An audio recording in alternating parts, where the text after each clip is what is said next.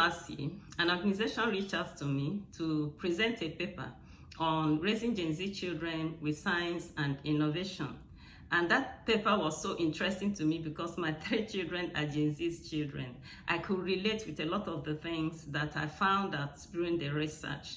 Gen Z children are amazing. They are those children that entered into the world at the same time with internet and cell phones, okay? So there is so much to know about them. And that's why most times when I hold my webinar for parents on how to give their children a reading culture, much of the distress calls I get from parents are parents who do not know what to do about their Gen Z children, attachment to technology. They tell me that most times these children do not want to read anything, they just want to play with tech.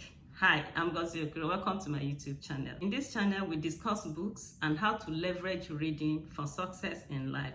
Please subscribe to my channel if you've not done so, and if you give me a thumbs up, that would be amazing.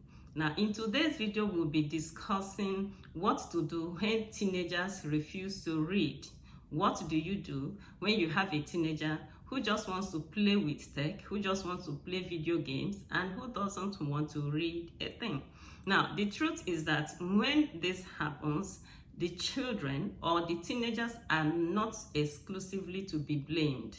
This is because when a child is handed over to you, that child is coming from the womb, and in the womb there was no video games then, there were no cartoons, and obviously there was no football field. So the child comes to you not addicted to cartoons, not addicted to video games, not even addicted to football. Now, much of what happens with the child when it's handed over to you as a parent is what you make out of the early years of his life. If you're able to surround that child with books at those early years, buy them board books, bedtime stories, Aesop's fables, illustrated Bible stories, and all such beautiful games, that child will surely grow up reading books and loving books. You ask me how I know, because that's my experience. I'm a book lover, so it was natural for me to surround my home with books when my children were young. It was natural for my children to grow up seeing me reading books. And I surrounded them with books. I bought board books. As my children were learning to sit down, you know the normal toys you surround children with, mine, part of them were board books. And as they were growing up, they were supplied with age-specific books. That means that when they were 2 years, they were surrounded with books meant for 2 years. When they were growing to 3, 4, 5, the relevant books that they needed for each stage, for each age range, was given to them.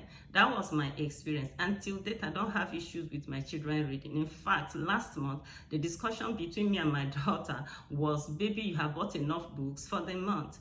Do they not play with tech? They do. They play with tech. You remember, if you watched my advert on Facebook, I said that a friend of mine said, I saw a video that your daughter made for a particular tech company and says your baby is a star.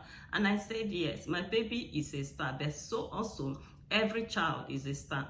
God created only stars. The only difference is that when the children come to us, some of us put books into their hands, and some parents put entertainment. They put cartoons and they put video games in their hands, which shouldn't be. I've said it in some of my videos that the danger about giving children entertainment early in life is that the human mind cannot, retain many passions at the same time. So when a child is 4 or 5 years old, and the child is watching cartoons every day, there will be less interest on academics. There will be less interest in books, okay?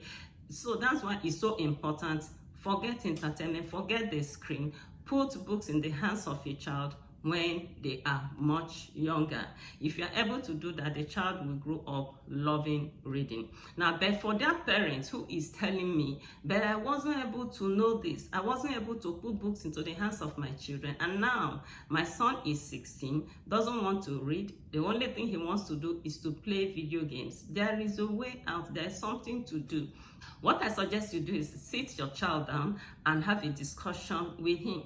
Let that child know that one common denominator among all successful people is that they read. most successful people read. Tell him that. Tell him that books are so important that when you open books, the whole world opens up to you. That's actually an Obama quote, and that's Obama's experience. Obama is said to be a bookworm. I read the wife's book, Becoming, and in page 112 of it, that woman described that the husband is a bookworm. Is it any wonder that he was elected as the very first African-American president? So tell your child that Professor Chinua Achebe says that each time you open a book, you learn something new. So let this child know that if he's able to have a reading habit, that he will be able to learn anything and be able to acquire any skill he needs in this life for success. So hold this meeting with your child, and when you're discussing with him, sometimes they will appear as if they're not listening, but the truth is that they are listening. My son is in the uni. Before he left this time, there was something I told him to begin to read on a daily basis. He didn't tell me he was going to do it, he just left, but I know that he listened. So I called him a few weeks after. Baby, I hope you're still doing this. And he said, yes, mom. And that's why I wake up around this time, because this is the best time to do it. When you discuss with your teenagers, it will be as if they're not listening. Most times they hear what mommy says and they hear what daddy says and they do it. Okay, so hold a meeting with your child, explain to him why he should read. Now, after you have done that, sometimes you might need to bring an opinion leader, maybe one of your relations that the child respects, or somebody from church that the child respects, or somebody in the neighborhood that the child respects. Tell the person to reinforce your voice so that the person can, tell him additionally why he should begin to read. Now, once you have done that, the next thing you need to do is to get the kind of books that your child should be interested in. Over the years, there have been books that have shaped the destiny of men. Books like Think and Grow Rich, books like Gifted Hands, or books like Atomic Habits, or even Rich Dad, Poor Dad. You can get such books, okay? I know that these books I have mentioned now, they are reader friendly and they are not too complex, or the grammar is not too complex for the child. Get it and give to him, and then apply incentives. This is one thing I know that works consistently for young people. If you incentivize them, tell them, read this and I will give you this, it usually works for them. So offer your son something, an incentive, and tell him, if you read this and you send me a summary of what you received or what you gained or what you learned from this book, I will be able to give you this. A lot of parents use incentives to get the best out of their children. I have a friend whose children are high flyers, and she told me that that's what she does. Even in the uni, he would tell them, if you are able to get this GPA for this year, I'll give you this. And it's usually something tangible, right?